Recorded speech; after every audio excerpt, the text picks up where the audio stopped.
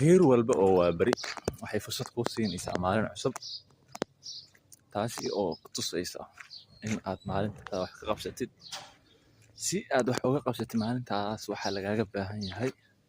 in aad u dhiiranaatid maalintaadaas oo aadan wax habacsanaan caajis ah wahsi ah waxyaabahaas oo dhan ay ka marnaadaan waxaa loo baahan yahay in aad noqotid qof hawlkar ah oo hanan kara hadafka noloshiisa oo doonaya inuu ka gaaro libin ujeedada oo xaqiijinayo inuu adduunkan u nool yahay waana in uusan qofku isku mashquulin waxyaabihii shalay ahaa ee ka tegay ha ahaadaan niyad jab ha ahaadaan maaragtay wax ka khaldamay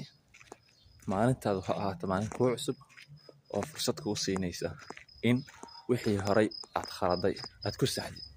qof walba waxaan u rajaynayaa inuu maalintiisaas ka faa'iidaysto isagoo aan